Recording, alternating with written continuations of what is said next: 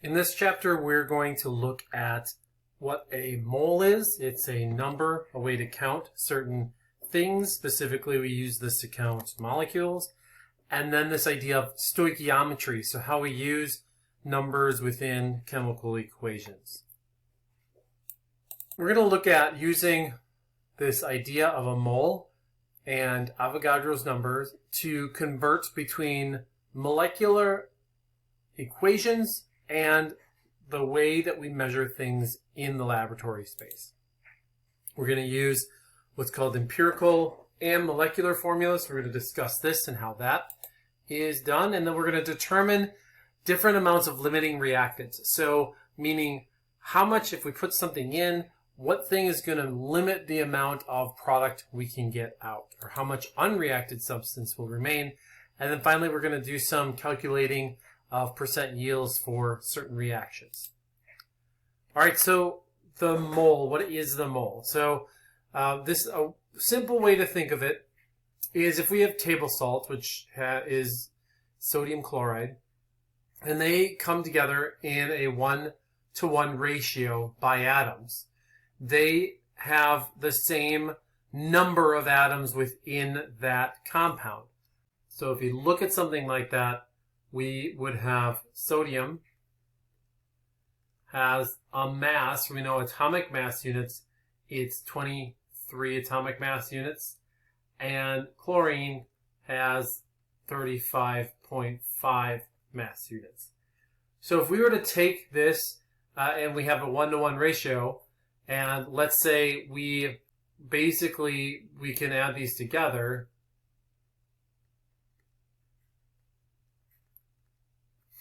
this idea of atomic mass units,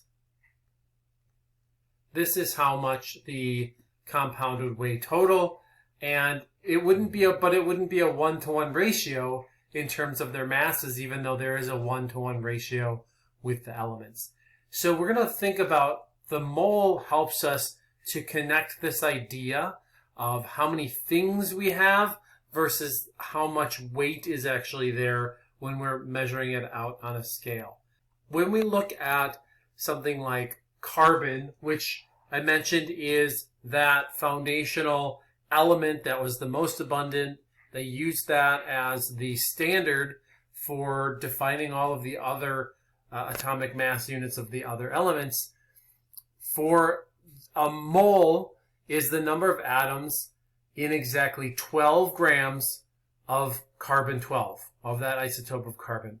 So it makes this really easy. It allows us to measure something out that we know exists, right? Carbon, we have a lot of this in our environment. And 12 grams of that is equal to 1 mole. 23 grams of sodium, this is the atomic mass for sodium for a typical isotope of sodium, that is equal to 1 mole of sodium. 35.5 is the approximate atomic weight of chlorine, and so that would be a mole of chlorine. So we allow our ability now, we can connect with some of the information on the periodic table with things that we want to with things that we perhaps want to be able to do in the laboratory space, to combine these in even numbers. So the next question is, when we're looking at this, why do I have this stupid image of this mole and we have a October 23rd?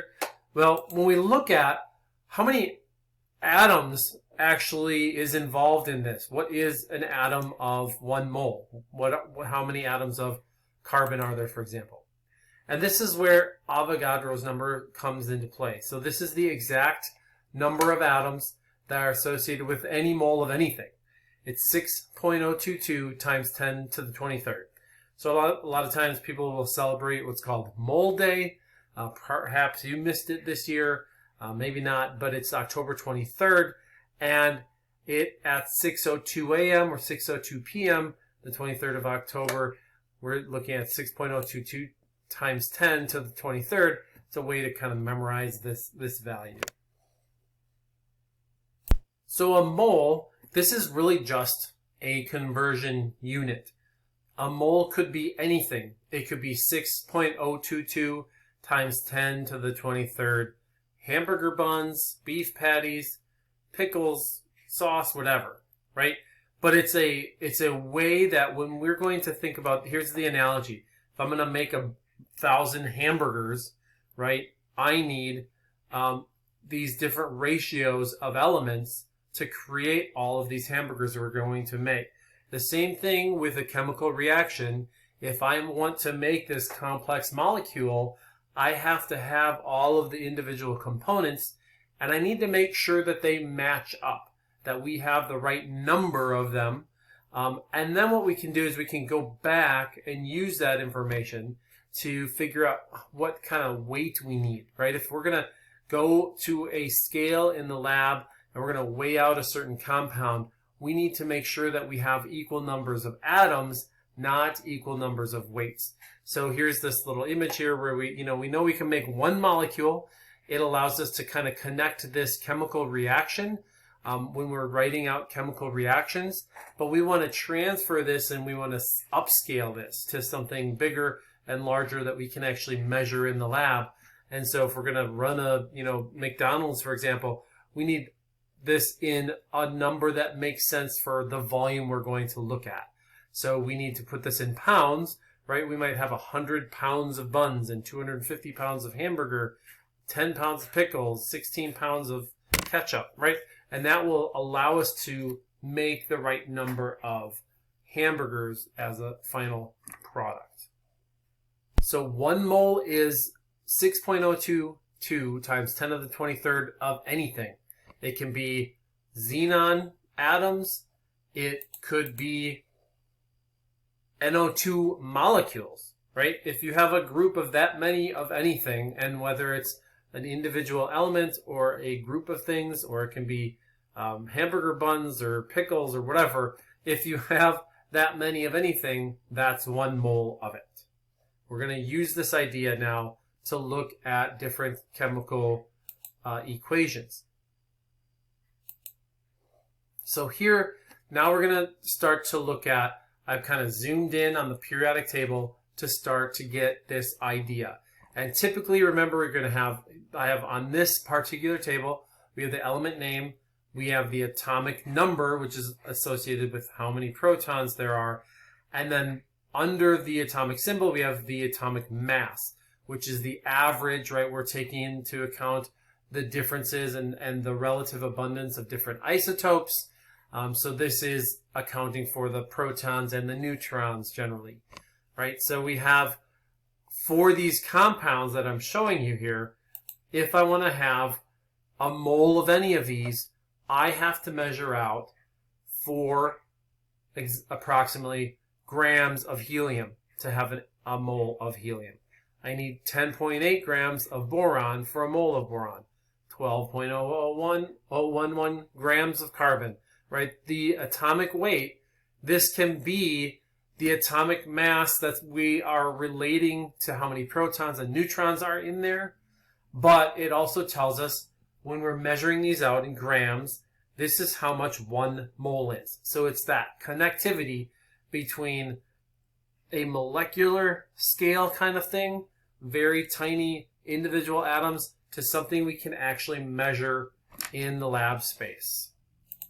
So 12.011 grams is equal to a mole. This is our conversion factor that we're going to be using. And we're going to use all of these conversion factors on the periodic table to start solving problems.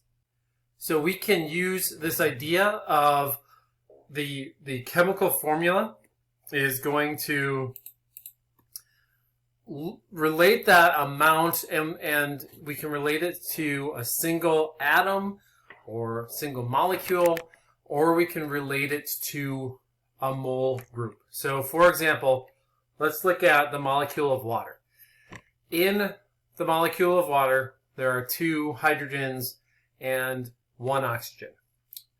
We can also say, if we're looking at a chemical reaction, that we have this 2 moles of hydrogen, and for every 2 moles of hydrogen, that would have to react with 1 mole of oxygen to create 1 mole of water.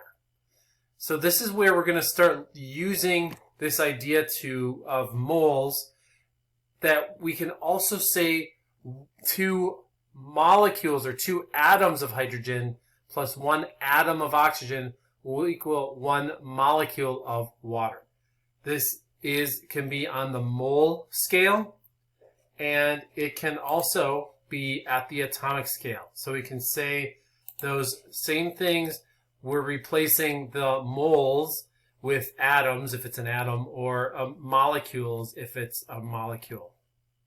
This brings us to the idea of molecular mass. So we're going to take the atomic masses and all of the atoms in that molecule, we're going to add those up, and then we're going to get the molecular mass. So that's why in the last section we talked about we had to account for all of the atoms. And the reason we need to account for all of the atoms and be able to understand those molecular formulas is that so we can do this part.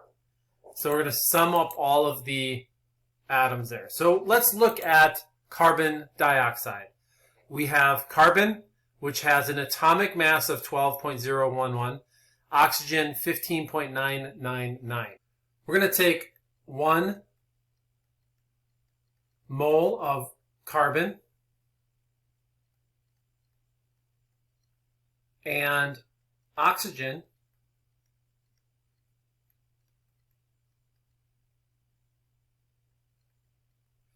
but there are 2 of these, right? We have with this subscript, it says we have 2 oxygen. If I add these all up, that is going to give me 44.009 grams per mole. This means grams per mole. So I can add these all up and get a molecular mass for this compound. When we look at the SI units for the amount, for looking at 1 mole, 1 mole of substance X is going to be a representative amount. So these compounds here, let's look at a mole of sulfur. All we have to do is look at the atomic mass. So that is going to be equivalent to 32.06 grams per mole. This provides for us a conversion factor now.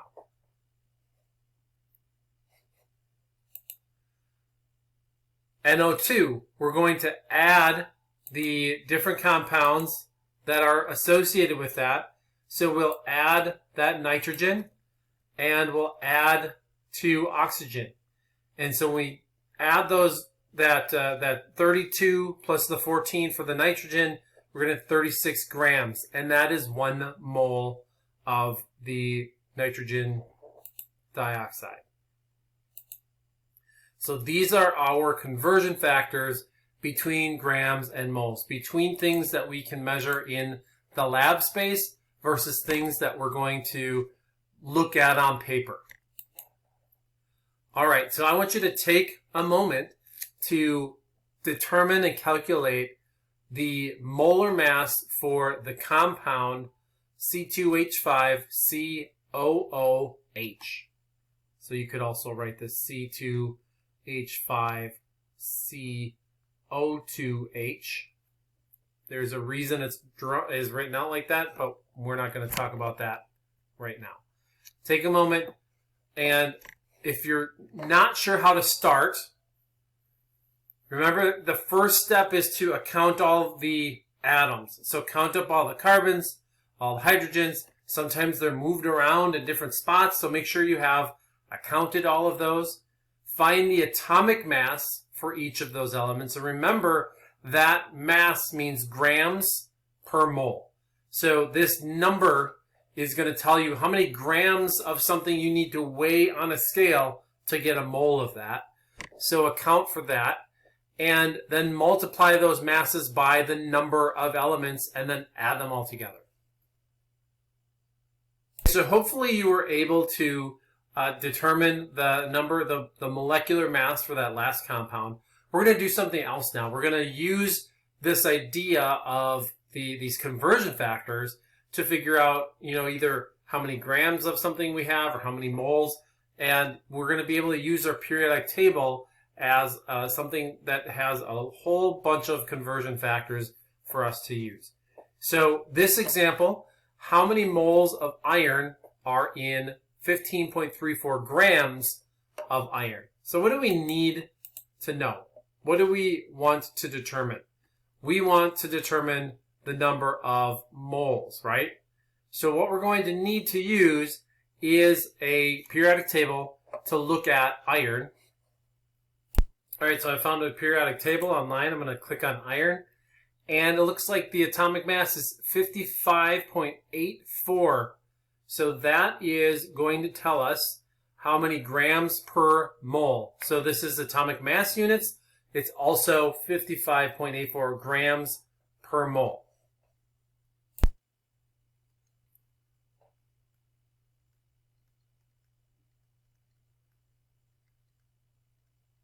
So now that we know the atomic mass for this compound, we can use this conversion factor to solve this problem.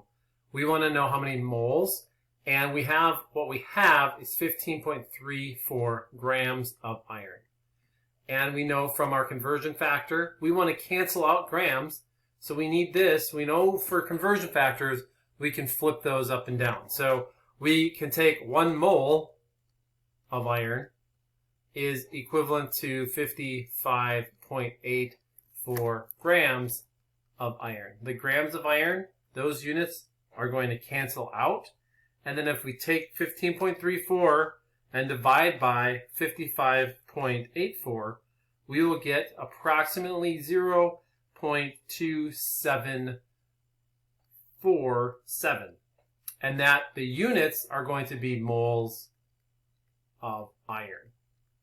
So one thing you'll notice here, MOL, that is the shortened version of moles. Yeah, it doesn't do too much, but that is, sometimes you will see MOL as the short version, or you can write the whole word, which doesn't save you much time, but just so you're aware, MOL is the same as moles.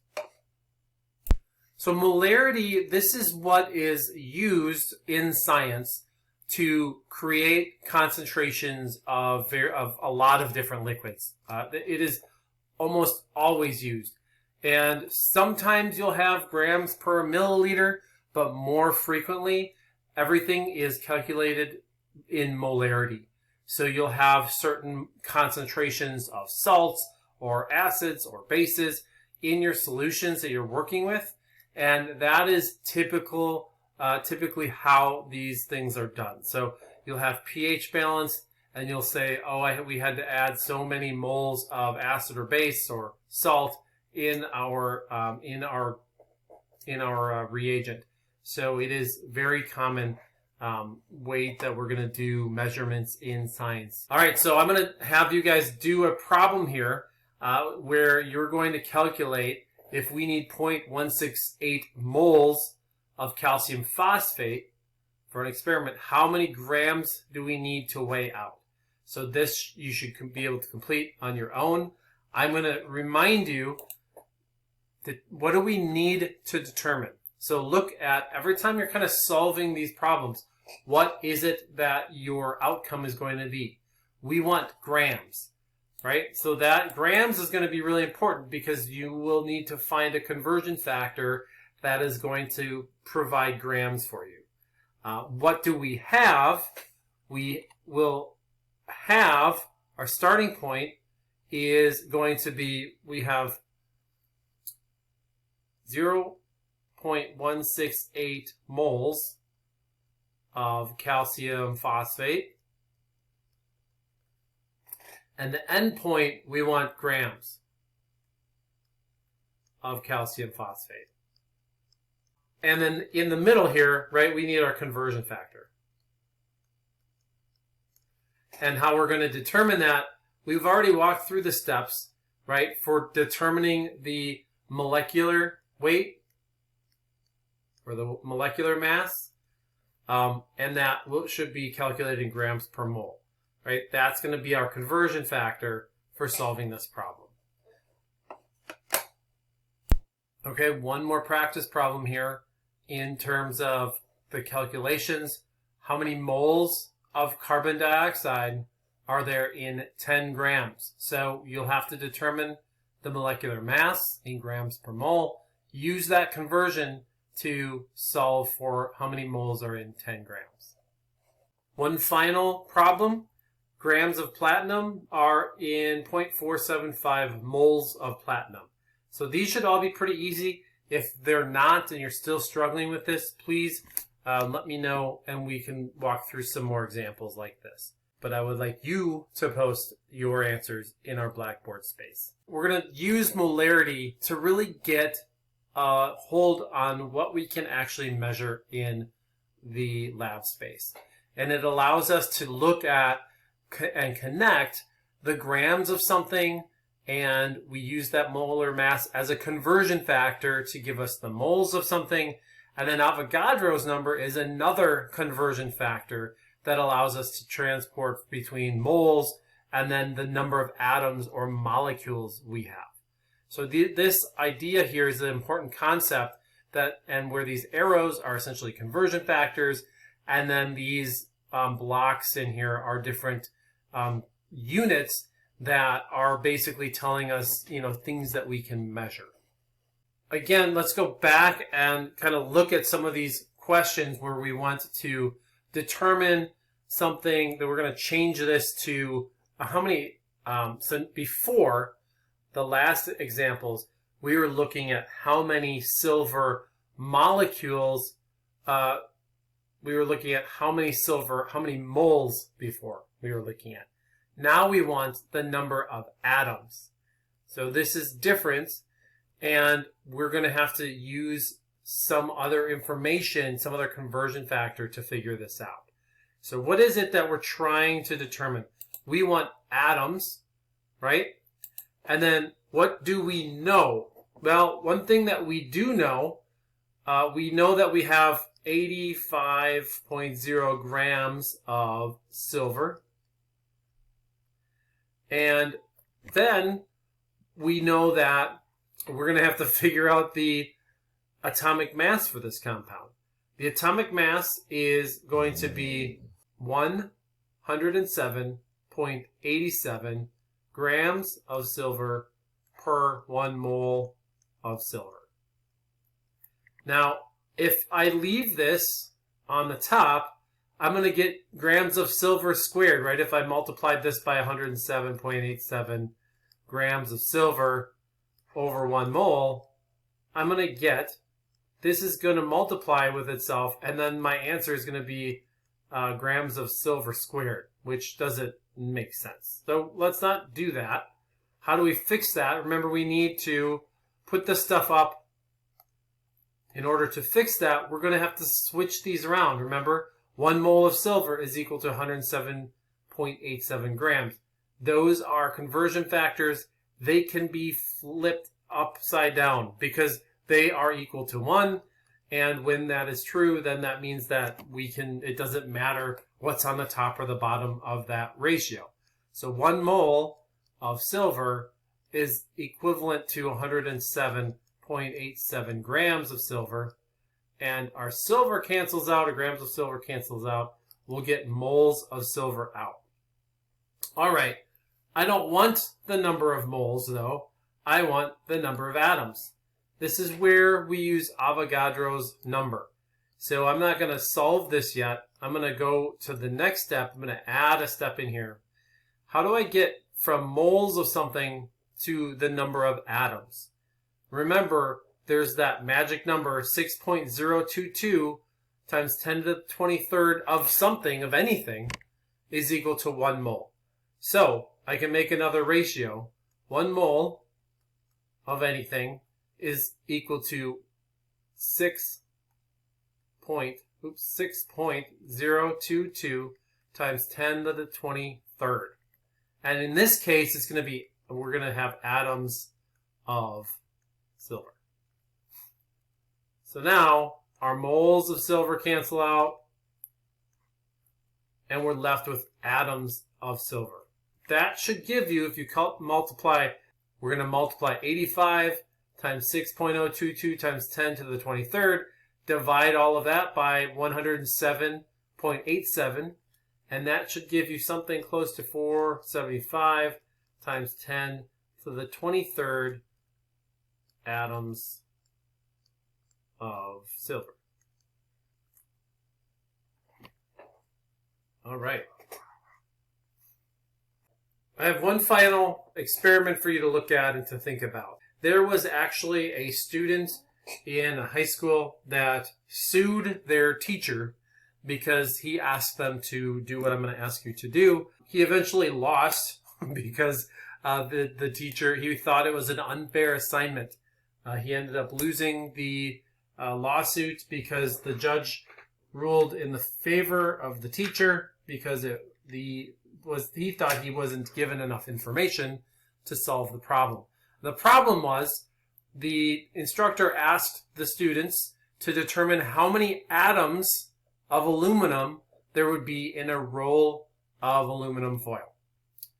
For this experiment, I want you to think about what information would you need to know to determine how many atoms of aluminum are in a roll of aluminum foil? What information do you need to know about that roll? What I want you to do as an assignment is then find that information that you need to know. So find a roll of find a roll of aluminum foil and then write that information down. And then I want you to determine the number of atoms in that roll of foil. We may have to have a conversation about what information you need and how to find it. But I want you to start to think about what information you would need in order to determine this and collect as much as you can. If you can't figure this out, determine as much as you can, and then we'll kind of have a conversation about how this would be solved. And that's kind of the end of this section, and then we'll continue on talking more about the stoichiometry and using chemical equations and the molarity idea to start to make connections between when we have chemical reactions occur, how much we need, how much we get out, how much product is formed, all of that fun stuff.